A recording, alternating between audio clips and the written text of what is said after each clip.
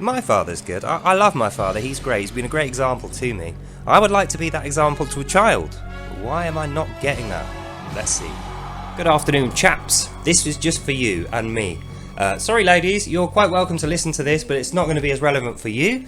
But the last video was just for you and was irrelevant mostly to men. So if you're female and you're wanting something to watch, go and watch that.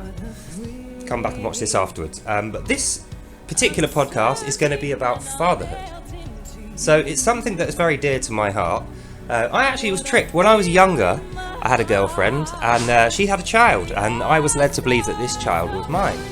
Turned out in the long run it actually wasn't, and it was all a big con. But I mean, I could spend all day talking about the amount of times I've been stabbed in the back or screwed over by some random woman for seemingly no reason. So this is not what this podcast is going to be about.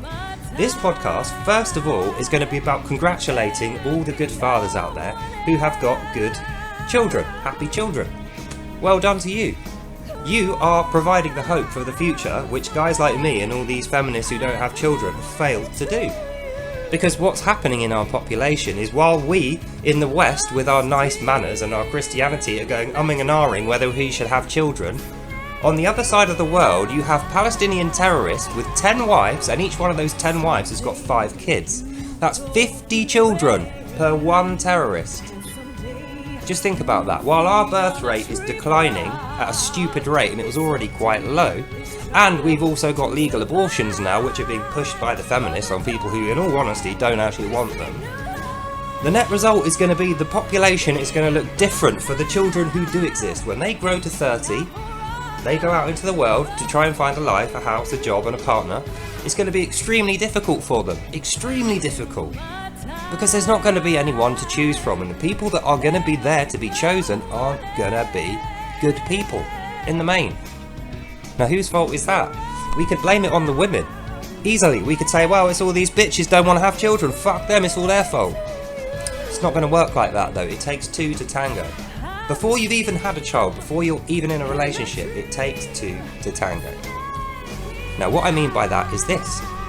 Women didn't just decide en masse because they got talked to by some crazy skinhead feminist that babies were no longer cute and a good idea, and that they didn't want them.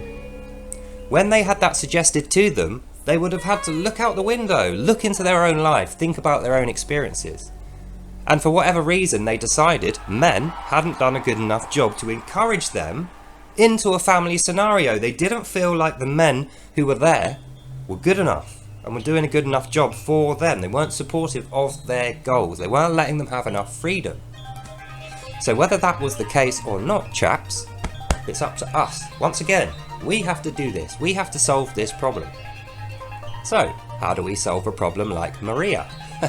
Well, for a start, we can purify our own behaviour. It's as simple as that. We don't have to look amazing. We don't have to go to the gym and get muscly. We don't have to have millions of pounds in the bank. That's what was going on 20, 30 years ago. But women aren't stupid. They're starting to see now that that was all a big mistake. But let's not put them on a podium and make them apologise for it, you know? It's just, that's not the way to behave. It's not, you know, men have made mistakes in the past and women have just let it go. So that's what we need to do. We need to just let it go and just knuckle down and get on with it. Let's improve ourselves, improve our lives, improve the society, improve our houses, the way that we react to things and behave. And in the end, we will be a more attractive prospect for good, decent, loving, family-liking women who are in a minority at the moment, but it's just because they don't see a future with a child. They don't see any hope in their future with a child because they don't feel supported. It's as simple as that, and I don't care who says different. You know, you'll find women who disagree with that and say it's all to do with that it's their own choice. It's not. Biologically, genetically, women want to have children. Something went dreadfully wrong to change that, and we need to be the ones to figure out what went wrong and go back and revise it into something right. What should I call this video? Fatherhood fantasy, that's what I'll call it. Because my fatherhood fantasy has always been, and remains to be, similar to how I have now, a really nice house filled with stuff, heating on, lights on, good people in my life, and me and my family. But the thing that I'm missing is a woman and some children. That's the fantasy. I've got everything else I need. I'm like one of these feminists. I've done everything. I've done my career, I've done my saving, I've done my speculating, my investing. You know, I've got all the stuff I want. I'm basically like a 70-year-old man who's 40. Do you know what I mean? I'm way ahead of the curve. I've done everything. But I've been running away from the one thing that I should have been doing the whole time, and that is having a family. So that's the end of this video. The conclusion is, guys, we need to just get over this whole MGTOW versus feminist thing. It's just bullshit. It's not getting any of us anywhere. It's not doing the women good, and it's not doing us good. So we're just going to have to maybe take some risks. Maybe, you know, not be so afraid of failure. That's the thing. You will crash and burn the first 3 people you ask on a date. You just will. Just consider that as a practice run for the one that says yes. And any women who are watching this, just be aware. You are the most judgmental things on earth. I saw a podcast the other day, and it was like, right, let's line up 100 men and ask them, what are the things you want in a woman? They all came out with 3 things. Like 100 men, without being prompted, had 3 things they wanted. Then they lined up 100 women and said, what do you want? The women had hundreds of things, hundreds and hundreds and hundreds of things that they need. Not even like it's negotiable. If you don't do these 100 things, it doesn't matter what else you do, what you look like or anything, you're gone. But that's the kind of attitude we need to combat. Why do you think they've been taught that? Who stands to gain by teaching a whole generation of young women that a man is only going to be good enough for them if that man is perfect in every single conceivable way, i.e. those men don't exist? And even then, you cannot drop a clanger. You cannot say something wrong. You cannot make an unfunny joke. You cannot have shagged one of her friends in the past. You cannot have a family history of something bad, or, you know, you can't have any imperfections or flaws. And what that does is encourage bullshitters. So what we have at the moment is 3% of men are doing extremely well in the dating market, and it's because they're just pasting and copying and pasting lies into their profile, and they're saying exactly what this book called The Game, go and buy it if you want to know what I'm talking about, says to do. This book called The Game is basically a psychological trickery system where you can get any woman at all to sleep with you just the one time, and it works, which is presumably why the book's still on the bestseller list.